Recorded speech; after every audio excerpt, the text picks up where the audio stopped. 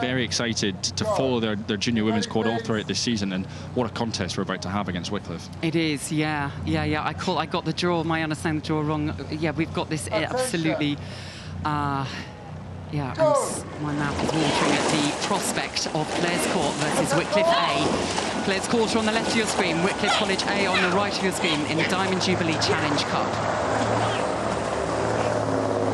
Wycliffe have the reputation.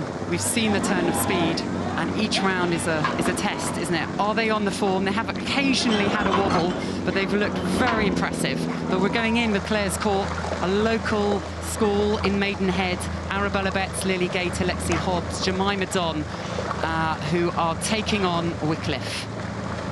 Yeah, great composure there from Clare's Court, but, you know, immediately out of the blocks, end of the island, nearly a length up for Wycliffe. You know, they're absolutely ruthless, and they have been for a number of years. Their ability to set the standard for junior women's sculling is second to none, and just that aggression that they're attacking the front end of the stroke with, it's really impressive in the opening stages. Yeah, I mean, really powerful. The punch of the oars going in is incredible. The fitness to be able to attack at that standard from the start of the race and keep attacking all the way down. Real cohesion and toughness in, yeah, there's an absolute, we want to grab this race, we want to make it ours, we've got intentions, and we are making it happen. So we're going to have a close-up of that impressive Wycliffe.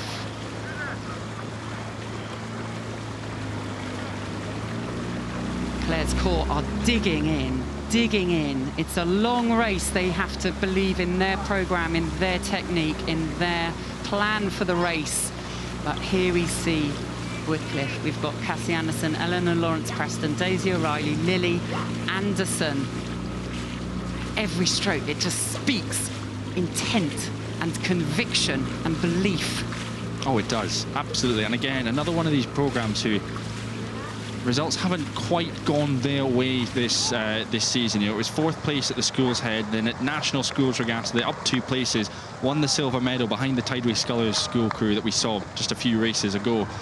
But then they got it done when it mattered at Henley Women's Regatta on this course over the 1500-metre distance. And you just get the impression they're just starting to peak at the right point in the season. And I think to have their B crew and, you know, a C crew as well, that they've been able to train against, race against on their home water and around the country as well, to have that internal competition only improves your top end as well. A huge credit to Gregory, George, Flower, the team at Wycliffe to produce a quad of this talent and real confidence as well in what they're doing.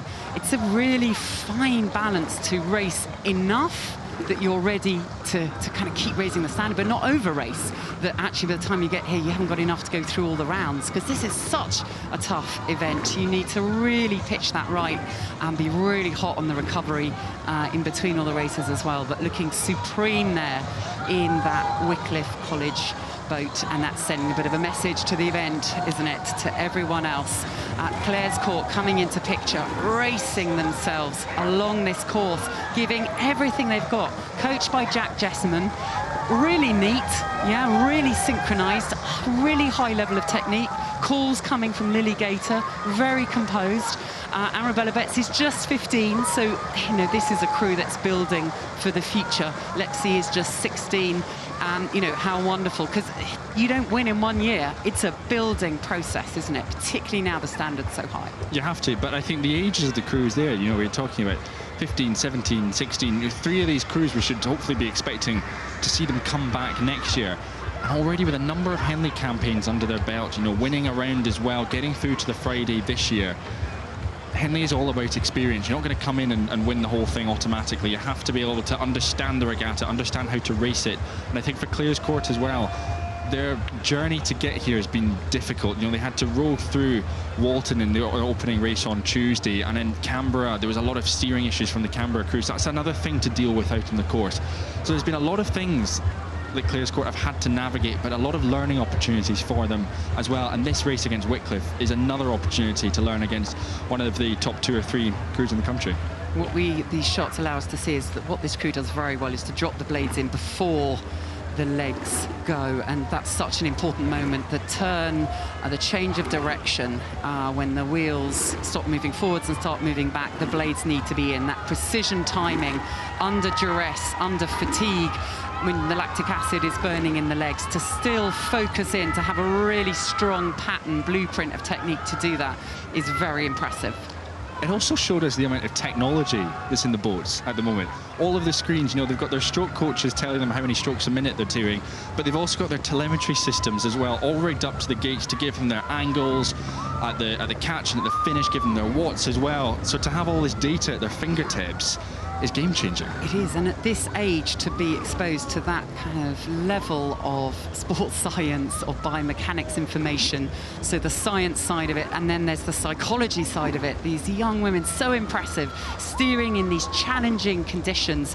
Jemima Don, who's at her fourth Henley Royal Regatta appearance, stroking the Clares Court School and steering and leading, setting the rhythm, doing a fantastic job.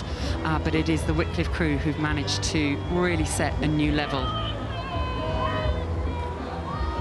They'll be feeling comfortable, and that's, on this beautiful Friday evening, that's a good place to be, isn't it? To be able to see your opposition with several lengths distance, to be stamping your mark on the race and being able to relax as you come in.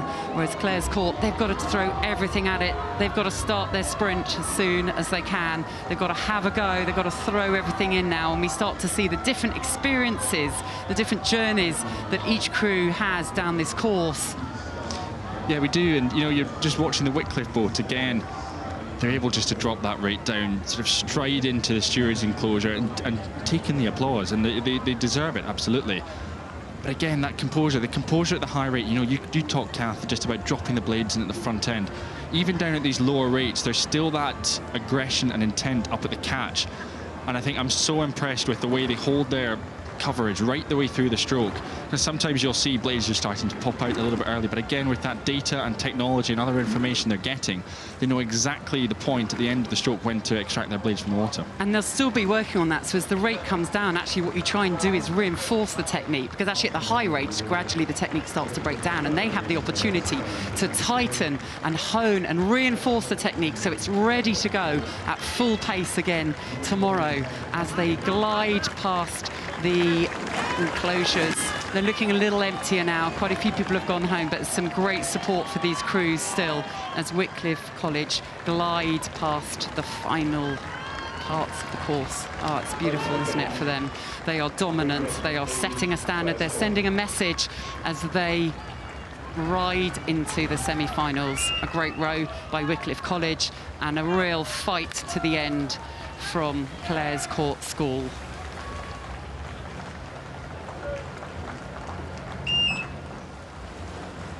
So, confirming Wycliffe College A beat Clares Court School in this round of the Diamond Jubilee Challenge Cup.